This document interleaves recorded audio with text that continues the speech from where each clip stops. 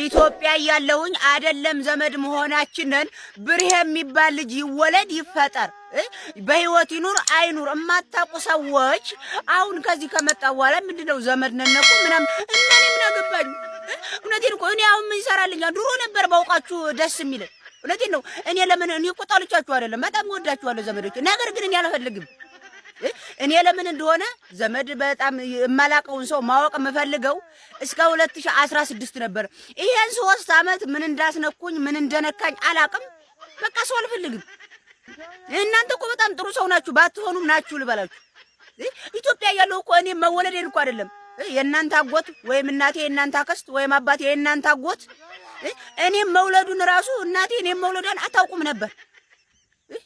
አሁን ቤት ዝምድናውን ቆጥራችሁ መጣችሁ ነው። እኮ እዚህ አይሰራም። እኔ እዚህ እያለሁ ዝምድና አልቀበልም። ምክንያቱም አይምሮ ይከርቧል። ይሄ በይሄ ነው ብትሉ ዝም ብዬ አዎ ስለሆነ እምላችሁ ኢትዮጵያ ሄጄ ምናልባት አይምሮ ከተመለሰ አረጋግቼ ኳልኩሌተር መትቼ ቤት እንደምመጡ የዛኔ እንዛመዳለን። አሁን ኖ ማወጥ እኔ እኮ የውጭ ዜጋ ነው የማገባው እምለው አምረውኝ እነሱን ወድጃቸው ከናንተ በልጠውብኝ ምናምን አይደለም። እንደውም እናንተ በጣም ቆንጆ ናችሁ የኔ ማርማራ የኔ ለዛዎች እነሱ ባይሆን ጭቃ ነገር ጭቃ ነው ምንድነው አልጫ ነገር ነው የሚመስለው። እውነቴን ነው።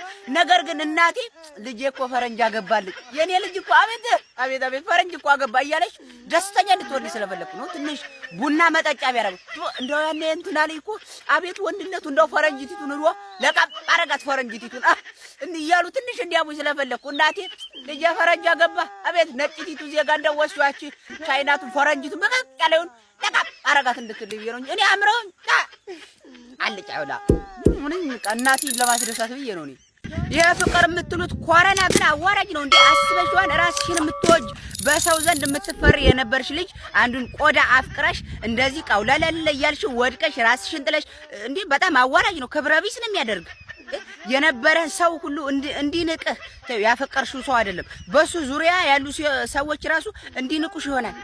ሲያከብሩሽ የነበሩ ሰዎች ራሱ የሆነ ነገር እንዲሰሙ እውነት በጣም ነው የሚያናደው።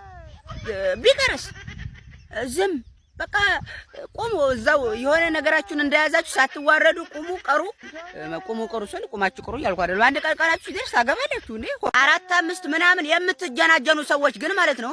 ቆይ ጊዜውን የት ነው የምታገኙት?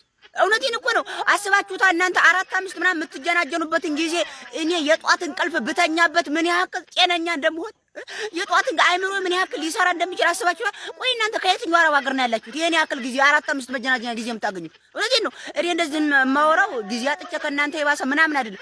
ነገር ግን ጊዜ አለኝ ፈጣሪ ይመስገን። ያቺ ጊዜ ግን ከቲክቶክ ከዩቲዩብ ምናምን ከዛች እንደዛ በየራሱ የጧት እንቅልፍ እያመመኝ ነው።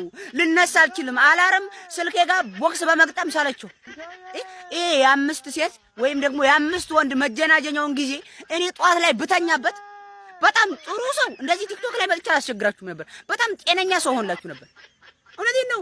እኔ አይደለም 4 5 አንድ ሴት ለአንድ ሰዓት ካወራው በጣም ፊውዜ ይሰራን ሲባል ቀን በጣም ጤነኛ ሲባል ቀን ለአንድ ሰዓት እኔ ቲክቶክ እና አንድ ሴት ልጅ እንዴት ሚዛናው ያርጌ አቻችዬ መኖር አቅቶኛል። እናንተ 5 6 ምናምን ተው የትኛው አረብ ሀገር እንደሆናችሁ ንገሩኛ። ልምጣ እናንተ ካላችሁበት አረብ ሀገር። ፈጣሪ ሲወድሽ የጠበቅሽውንና ያሰብሽውን ሳይሆን ያልጠበቅሽውንም ያላሰብሽውንም ድንገተኛ ሰው አምጥቶ ይሰጥሻል። እውነቴን ነው። እናንተ ያሰባችሁትን ሳይሆን የሚጠቅማችሁን ነገር ነው የሚሰጣችሁ። የወደድኩትን ወስዶ እኔ ያልወደድኩት ሰው ምን ያደርግልኛል ምናምን አትበይ። እውነቴን ነው።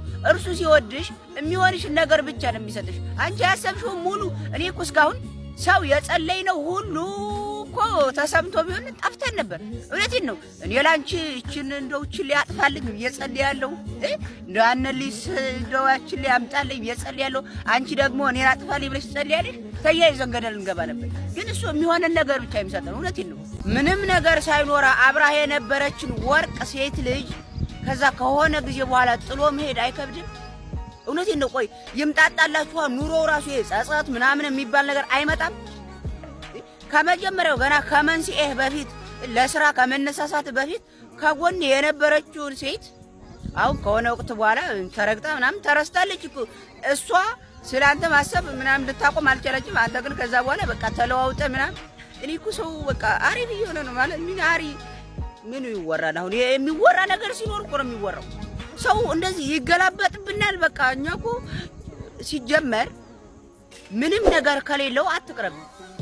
እውነቴን ነው። ሲያገኝ ይለወጣን የምትይ ከሆነ እስከሚያገኝ ድረስ ዝም ብለሽ ኑሪ። በቃ ይሄ ነው ያለው አማራጭ። ሳያገኝ አብረሽ ትሆኚዋለሽ፣ ሲያገኝ ትለየዋለሽ። ይሄ ደግሞ ፍትሃዊ አይደለም። የልፋትሽ ውጤት እየተገኘ አይደለም። እውነቴን ነው።